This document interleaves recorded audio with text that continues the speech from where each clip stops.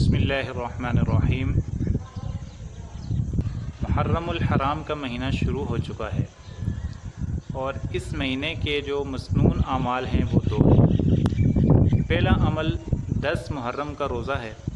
حضور صلی اللہ علیہ وسلم نے فرمایا کہ جس نے 10 محرم کا روزہ رکھا تو مجھے اللہ تعالیٰ کی ذات سے امید ہے کہ وہ اس کے لیے پچھلے 1 سال کے گناہوں کا کفارہ ہو جائے گا۔ تو یہ اس روزے کی کتنی بڑی فضیلت ہے کہ 1 سال کے گناہوں کا کفارہ ہو رہا ہے، تو اس لیے اس کا اہتمام کرنا چاہیے۔ لیکن 10 محرم کے روزے کے ساتھ 9 یا 11 کا بھی ملا لیں اور یہ 2 روزے ہو جائیں گے اور یہ مستحب ہیں۔ اور اگر کسی نے اکیلا 10 محرم کا روزہ رکھا تو وہ مکروہ ہے۔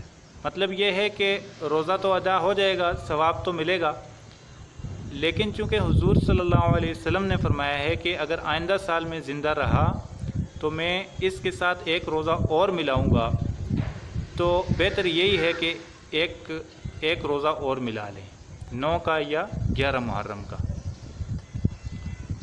دوسرا کام یہ ہے کہ 10 محرم کے دن اپنے اہل و عیال پر خرچ میں وسعت کی جائے، اور اس کے بارے میں حضور صلی اللہ علیہ وسلم نے یہ فرمایا ہے کہ جس نے 10 محرم کے دن اپنے گھر والوں کے خرچ میں وسعت کی تو اللہ تعالیٰ سال بھر اس کے رزق میں وسعت فرمائیں گے۔